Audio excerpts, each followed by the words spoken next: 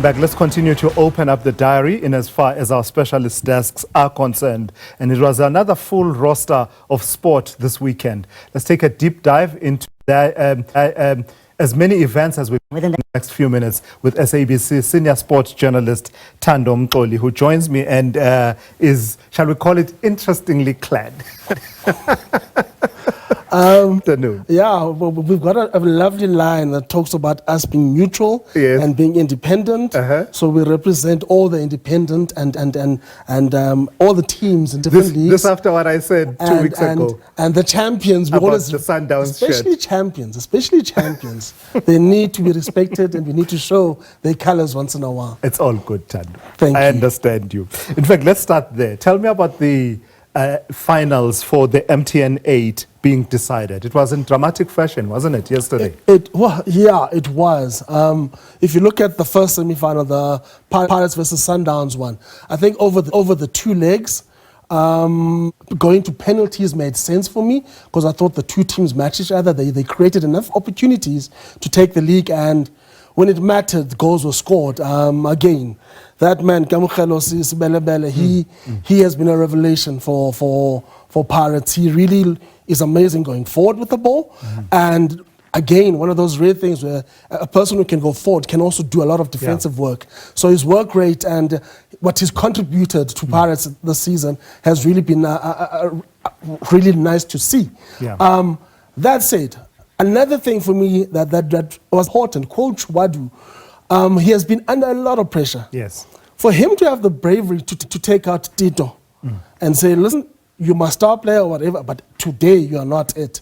I'm going to make a couple of changes, move Sibele up. It's that kind of bravado, that kind of vision where you have to be honest with your decision making and trust your instinct that I like in Coach Wadu. So again, happy for Pirates, they have a chance to defend their trophy. On the other side, Stellenbosch and Sekhukhune. Stellenbosch did all the hard work in the first leg when they got that goal lead.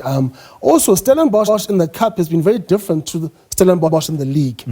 They've struggled in the league. They haven't had one victory. They've lost all their matches. But in the cup, they've been a very difficult team to break down. Steve Barker is a very wily old coach who knows how to play tournament football, whereby on the day he can close shop and make sure that you don't score many goals against him. But he also understands the power of the counter-attack, where he's got the players to make things count. What's your take on the unhappiness being felt by Sundowns supporters? Is it warranted this early in the new cup? Competition crashing out is not a good thing. But are we really at a point where the amount of unhappiness that I've observed, I don't know if it's warranted, is it, at this stage? I always caution against being so unhappy so early in the season. But that's the one hand. On the other hand, you sit and you say, let's look at what this team is dealing with. They've got quality in an abundance in terms of player personnel. They've got proven winners in terms of the very same team. Coach Cardoso has eventually won stuff with Sundowns. You expect a bit more. Okay, so it's about expectation. It's expectations, because when you've got quality, you expect to compete with the best and be able to go all the way to the business end of any tournament. When you don't win it, it's natural disappointment, and that natural disappointment is what the Sundowns fans might be feeling. Let's talk Boks Wallabies. I was saying off to you that I was amazed at one of the communications giants and how quickly they turned around the day we lost to the Wallabies with their message that said, tough luck, we'll get them next time. It's a different story. That next time has come. We've gotten them now. Well, just in terms of that message, you move on as quickly as possible. The milk is spilt. You need to wipe it and clean the kitchen again. So that's where that mentality will come from, whereby you need to keep things moving.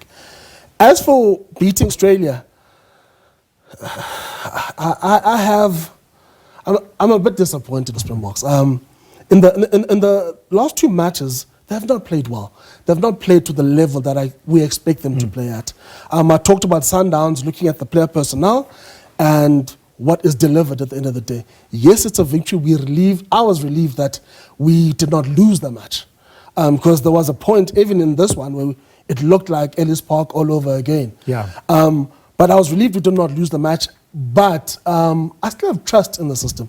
Tony Brown has come in, for example, as a new attack coach, and he's brought in different elements that are not always easy to adopt. He's brought in a lot of flair, a lot of different running angles. So all take time to adapt to. So I believe in the system that the Springboks have, but at the moment I can't say that I am as confident as I was before the tournament started. Is Rassie under pressure? He is. Not under pressure in terms of he's going to lose his job, but momentum is important in anything that you do. After we lost the first one, there was a bit of concern. After the way we played yesterday, we sat and we thought, is this the best that we're going to offer? Because then the other side of the scale, New Zealand and Argentina, those two teams, the way they've been playing, the standard of play there, is, for me, a notch above what we've delivered in this tournament so far. Again, we look at the world rankings. We see New Zealand as top of the world rankings, and then you look at South Africa, and when we were third, a lot of people said we don't deserve to be third. But if you look at how things are unfolding in front of us, for me, New Zealand look like the best team in the world. Yes, they lost tonight, but the rugby they played is very impressive. And again, they're sitting at home and thinking, this is a Springbok team we can beat. And you don't want that. You don't want to give people hope. When you are the best team in the world, they must fear you before you even arrive. And unfortunately, this Bok team at the moment has lost a bit of that fear factor. Let's stick with rugby and talk the Springboks women versus Brazil. And this is the part where I always make the joke that I always make. I didn't even know that Brazil played rugby. It happens. Look, the game has to grow, and it has to grow in different markets. So you're going to have teams like Brazil, Spain, Uruguay playing rugby and being decent at it. Brazil is not quite there yet, so it's a good start for us. It's a game we can win. This team has shown a lot of promise. This team has shown, especially under Swiss Brain, the last year or so, they've shown that they can go toe-to-toe with the best, and they can, if they play to their potential, I think the Springbok women can actually go to the knockout stages of the World Cup. From there, it's anyone's game. So I think, again, you do what you need to do. You meet Brazil, you beat them this afternoon. That's points in the bag, and you get a healthy margin, at that, and you build up from that. We were talking about earlier. All right. You look good in that shirt. Thando Mxoli, senior SABC sports journalist, just opening up the diary for us and just reflecting on some of the key performances of the last few days.